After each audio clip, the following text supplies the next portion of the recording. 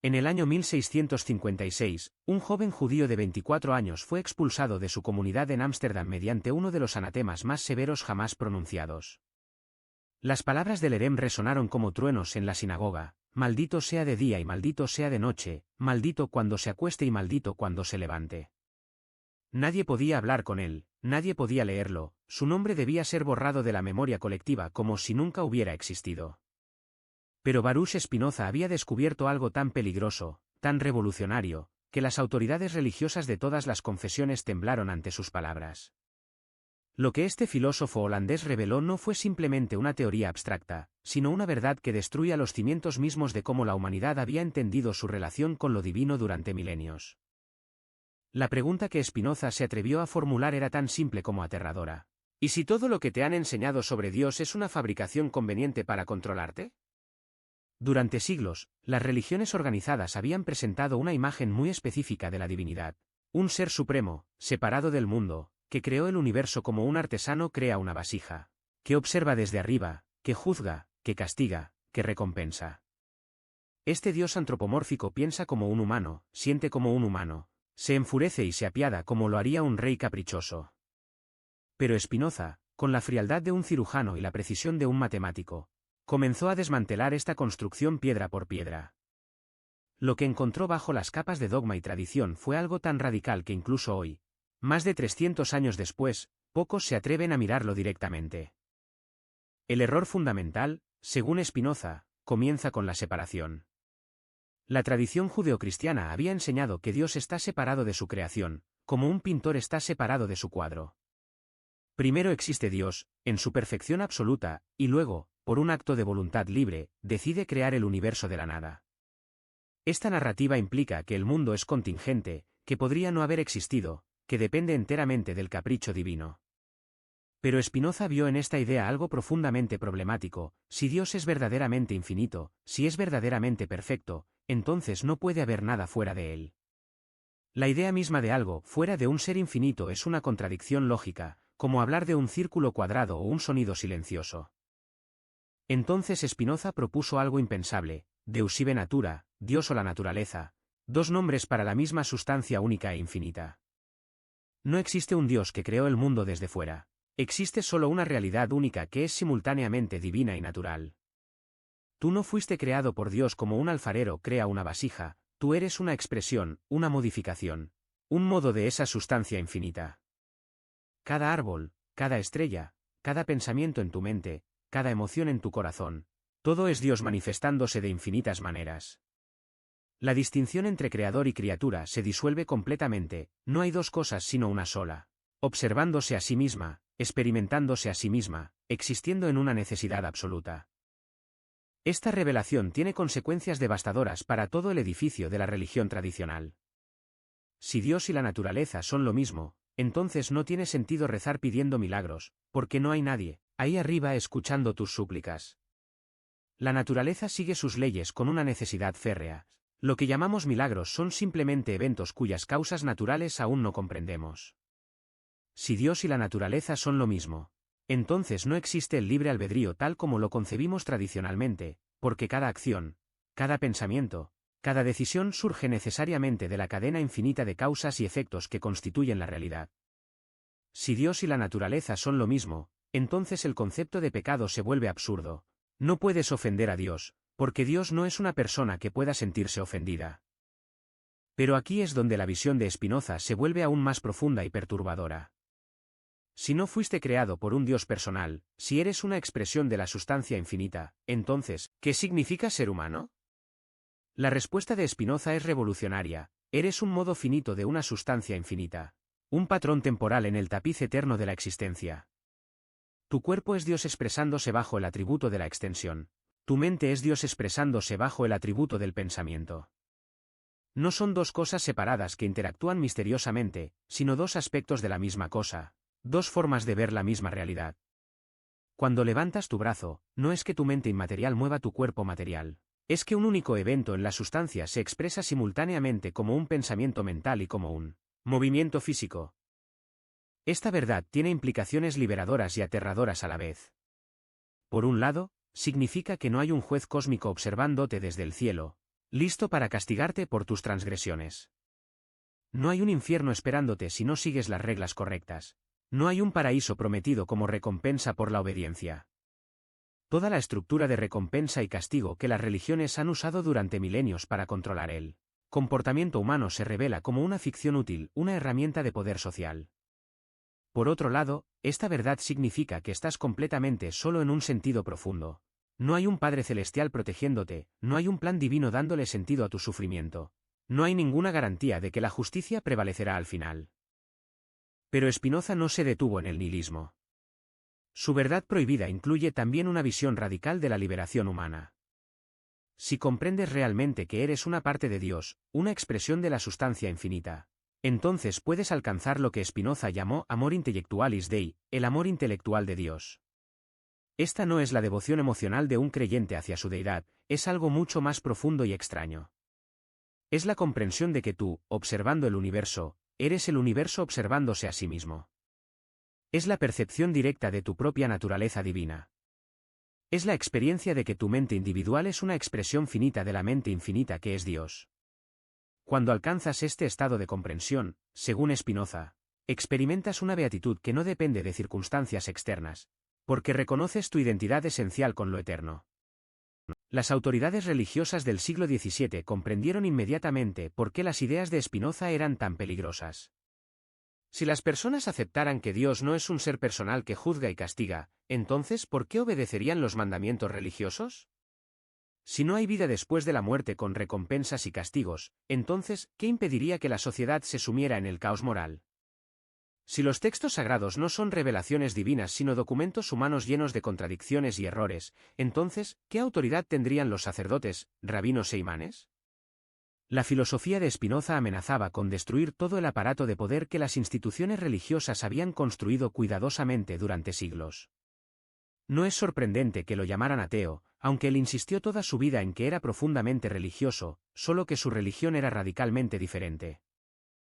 Lo verdaderamente asombroso es que Spinoza llegó a estas conclusiones usando solo la razón pura, trabajando más geométrico, al estilo de los matemáticos. Su obra maestra, La Ética, está estructurada como un tratado de geometría, definiciones, axiomas, proposiciones, demostraciones. Comienza con las definiciones más simples y construye, paso a paso, un sistema completo que explica la naturaleza de Dios, la naturaleza de la mente humana, el origen de las emociones, y el camino hacia la libertad y la felicidad. No apeló a ninguna revelación mística, no citó escrituras sagradas como autoridad, no pidió fe ciega. Todo podía ser derivado lógicamente, verificado por cualquiera que tuviera la paciencia y la inteligencia para seguir los argumentos. Esta es quizás la razón más profunda por la que su filosofía era tan amenazante. Democratizaba el acceso a la verdad última. Pero hay algo aún más perturbador en la visión de Spinoza que pocas personas captan incluso hoy.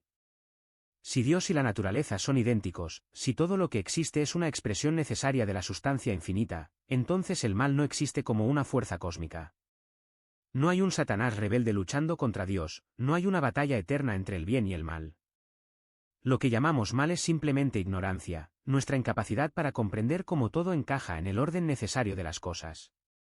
Una tormenta que destruye tu casa no es malvada, es simplemente el resultado necesario de leyes naturales.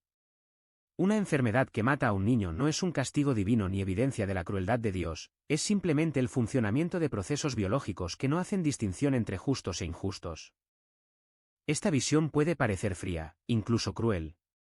¿Cómo podemos aceptar que el sufrimiento humano no tiene significado cósmico, que no hay justicia última, que los inocentes sufren y los malvados prosperan sin ninguna razón moral?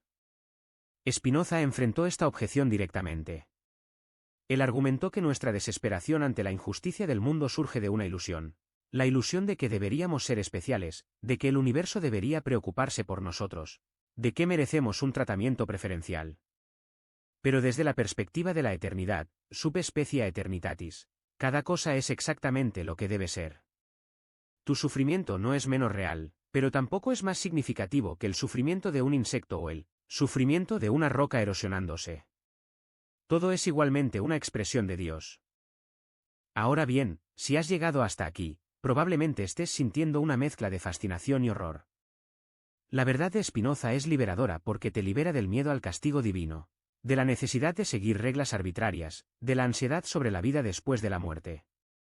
Pero también es aterradora porque te despoja de todas las consolaciones reconfortantes que la religión tradicional ofrece. No hay un propósito cósmico para tu vida, cualquier propósito debe ser creado por ti. No hay una moralidad objetiva inscrita en el cielo. La ética debe ser construida a través de la comprensión de que conduce a la florescencia humana. No hay una identidad permanente después de la muerte, cuando tu cuerpo deja de funcionar. Ese modo particular de la sustancia infinita simplemente se disuelve. Pero Spinoza te ofrece algo a cambio de estas certezas perdidas, la posibilidad de una comprensión verdadera. Según él, la mayoría de las personas viven en lo que llamó el primer género de conocimiento, la imaginación, donde confunden sus percepciones subjetivas con la realidad objetiva. Algunos progresan al segundo género, la razón, donde comprenden las causas de las cosas y las conexiones lógicas entre eventos. Pero solo unos pocos alcanzan el tercer género, la ciencia intuitiva, donde perciben directamente cómo cada cosa particular fluye de la naturaleza eterna de Dios. En este estado de comprensión suprema, ves que todo es necesario, que nada podría ser diferente de lo que es. Y esta percepción produce una paz profunda que Spinoza identificó con la felicidad más alta alcanzable por un ser humano. Las religiones tradicionales prometen inmortalidad personal. Tu alma individual continuará existiendo para siempre en el cielo o el infierno. Spinoza ofrece algo diferente y más extraño, una inmortalidad impersonal. La parte de tu mente que comprende verdades eternas, que capta las conexiones necesarias entre las cosas, que percibes subespecia eternitatis, esa parte es en sí misma eterna. No es que sobreviva a la muerte de tu cuerpo, es que nunca estuvo confinada al tiempo para empezar. Cuando comprendes una verdad matemática, por ejemplo, no estás teniendo un pensamiento temporal sobre algo eterno, estás participando directamente en algo que trasciende el tiempo. En ese momento, la distinción entre tu mente individual y la mente infinita de Dios se vuelve borrosa. Esta es probablemente la idea más difícil de captar en toda la filosofía de Spinoza. No estamos hablando de reencarnación o de un alma que flota hacia algún reino celestial. Estamos hablando de que la esencia misma de tu mente, en la medida en que comprende verdades eternas, ya es eterna. No necesita sobrevivir a la muerte porque nunca estuvo sujeta a nacer o morir. Tu identidad personal, tus recuerdos, tus deseos particulares, todo eso es temporal y perecerá. Pero hay algo en ti que toca lo eterno, y esa parte nunca fue realmente tuya para empezar, siempre fue parte de la mente infinita de Dios expresándose temporalmente a través de ti. Ahora considera las implicaciones políticas y sociales de estas ideas. Si Dios no te creó con un propósito especial, si no hay un plan divino para la humanidad, entonces todas las jerarquías sociales supuestamente ordenadas por Dios se revelan como construcciones humanas. Los reyes no gobiernan por derecho divino, los sacerdotes no tienen acceso especial a la verdad revelada, ninguna nación es el pueblo elegido de Dios. Todas estas ideas son ficciones útiles que grupos poderosos han usado para justificar su dominación sobre otros. Spinoza estaba escribiendo en una época donde tales afirmaciones podían costarte la vida, pero aún así fue despiadadamente honesto sobre las implicaciones políticas de su metafísica. La democracia, argumentó, es el sistema político más racional porque reconoce que ningún humano tiene autoridad natural sobre otros. Del mismo modo, si todas las religiones son intentos humanos de comprender lo divino, entonces ninguna puede reclamar posesión exclusiva de la verdad. El judaísmo, el cristianismo, el islam, todas son aproximaciones parciales a una realidad que trasciende todas las formulaciones humanas.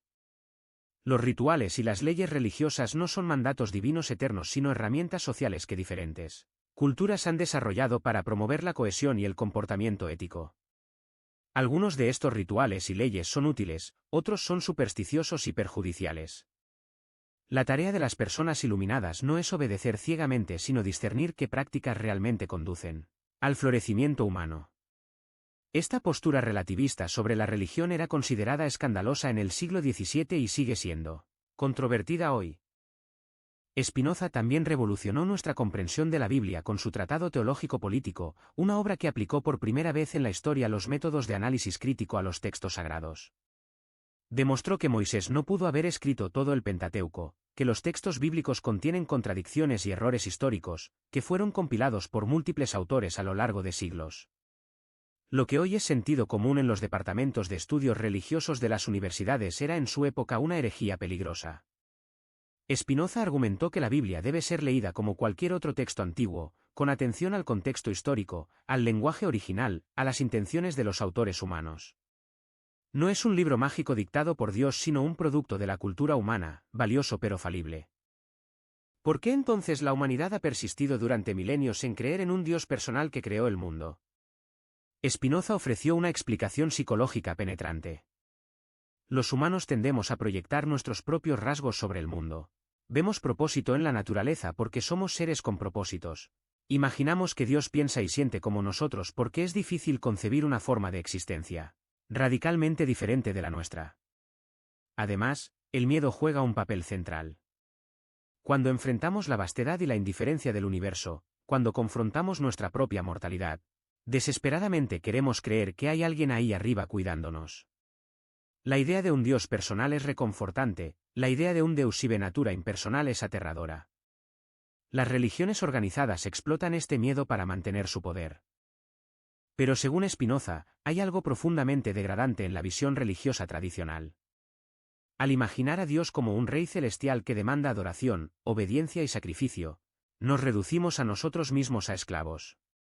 La verdadera religiosidad, argumentó, no consiste en arrodillarse ante un amo cósmico sino en comprender nuestra identidad con lo divino. No necesitas humillarte ante Dios porque tú eres una expresión de Dios. No necesitas pedir perdón por tus pecados porque el concepto mismo de pecado presupone una separación entre tú y Dios que no existe realmente.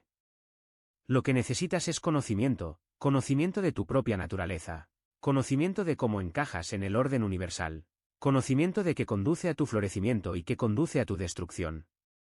Este énfasis en el conocimiento sobre la fe es quizás el aspecto más distintivo de la filosofía de Spinoza. Las religiones tradicionales demandan fe, debes creer ciertas proposiciones sin evidencia, incluso cuando contradicen la razón y la experiencia. Spinoza consideraba esto no solo falso sino moralmente pernicioso. La fe ciega, argumentó, es la madre de la superstición, y la superstición es la madre de la opresión. Cuando las personas aceptan creencias sin cuestionarlas, se vuelven vulnerables a la manipulación por parte de aquellos que pretenden hablar en nombre de Dios. La única protección contra esto es cultivar el hábito del pensamiento crítico, de cuestionar toda autoridad, de exigir razones y evidencias.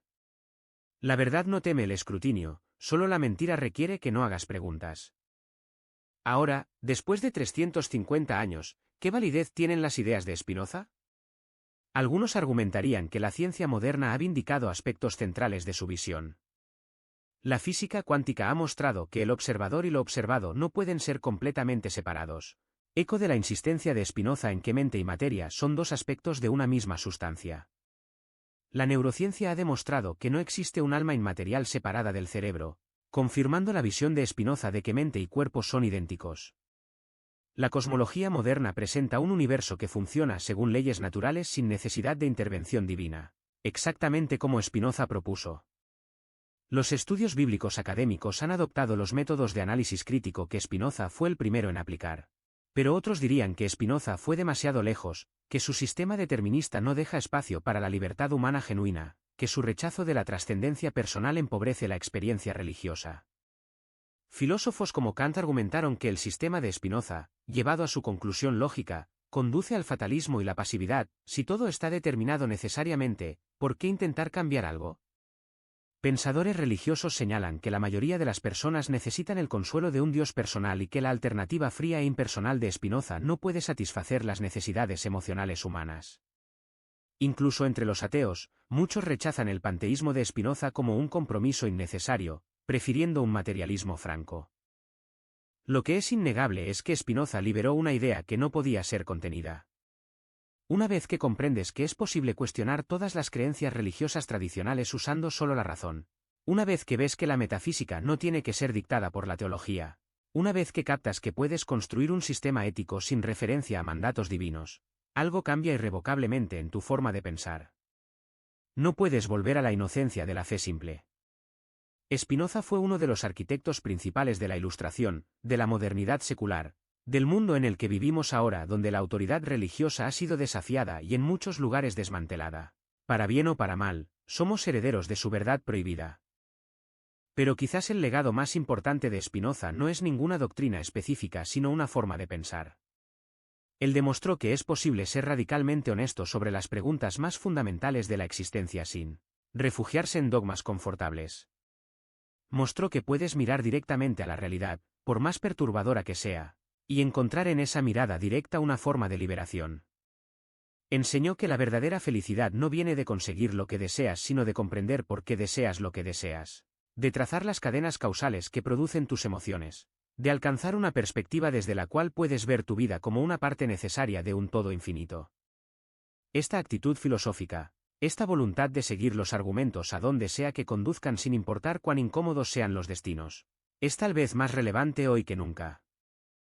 Vivimos en una época de certezas fáciles y pensamiento tribal, donde las personas se aferran a sus identidades grupales y rechazan cualquier evidencia que contradiga sus creencias previas. Vivimos en una época donde la superstición y la pseudociencia prosperan en Internet, donde teorías conspirativas absurdas encuentran millones de creyentes, donde la autoridad de la ciencia y la razón está siendo desafiada desde múltiples direcciones. En este contexto, el ejemplo de Spinoza de un pensador que valoró la verdad por encima de todo, que estuvo dispuesto a ser excomulgado y socialmente aislado por sus ideas, que nunca comprometió su integridad intelectual por ganancias materiales o aceptación social, es profundamente inspirador. Él vivió modestamente puliendo lentes para ganarse la vida, rechazó una posición académica que habría requerido que moderara sus opiniones, y murió joven a los 44 años de una enfermedad pulmonar probablemente causada por el polvo de vidrio. Entonces, ¿cuál es la verdad prohibida que Spinoza reveló? Es múltiple y compleja, pero podemos resumirla así: Dios no te creó como un artesano crea un objeto separado de sí mismo. No existe esa separación. Tú eres una ola en el océano infinito de la existencia, inseparable del océano aunque temporalmente distinguible. No hay ningún plan divino para tu vida porque Dios no es el tipo de ser que hace planes, Dios simplemente es, necesariamente, eternamente, y tú eres una de las infinitas formas en que Dios se expresa. No hay recompensa en el cielo ni castigo en el infierno porque esas ideas presuponen un juez externo que no existe. La única recompensa de la virtud es la virtud misma, la alegría de vivir de acuerdo con tu verdadera naturaleza. El único castigo del vicio es el vicio mismo, el sufrimiento que inevitablemente surge de vivir en contradicción con tu naturaleza esencial. Esta verdad es liberadora si puedes aceptarla completamente, si puedes dejar ir todas las muletas psicológicas que la religión tradicional proporciona. Significa que nadie te está observando y juzgando excepto tú mismo. Significa que no hay autoridad externa que pueda decirte cómo vivir, debes descubrirlo a través de la razón y la experiencia. Significa que el sufrimiento no es un castigo ni una prueba sino simplemente una parte del tejido de la existencia, no más significativo cósmicamente que cualquier otro evento. Significa que la muerte no es una transición a otra vida sino simplemente el fin de este modo particular de existencia.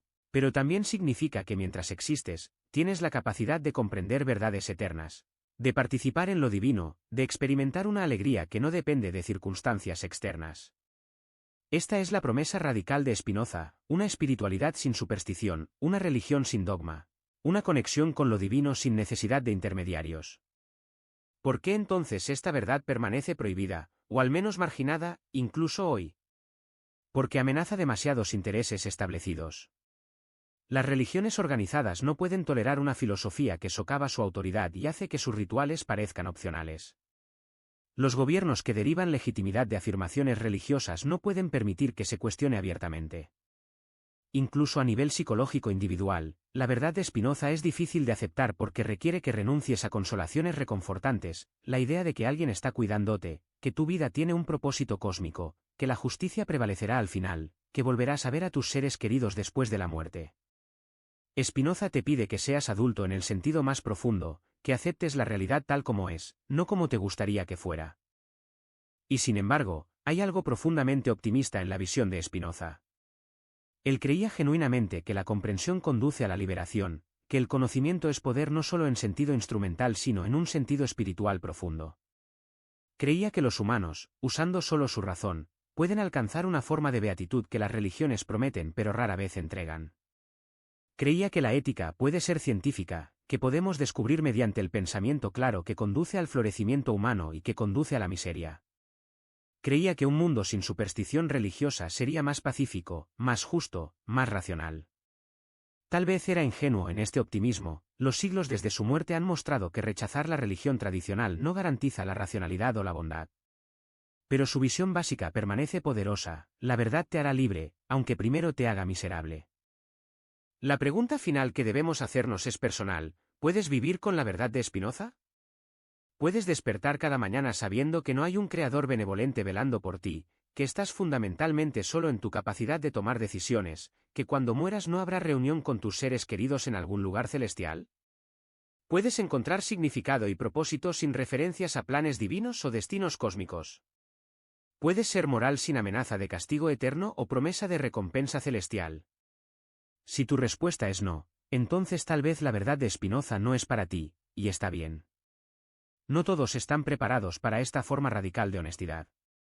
Pero si tu respuesta es sí, o incluso un tal vez cauteloso, entonces Spinoza te ofrece un camino, el camino del conocimiento, de la comprensión, de ver el mundo subespecia eternitatis, desde la perspectiva de la eternidad. Es un camino difícil, sin garantías de consuelo fácil, pero promete algo que ninguna religión tradicional puede ofrecer: verdad sin compromiso.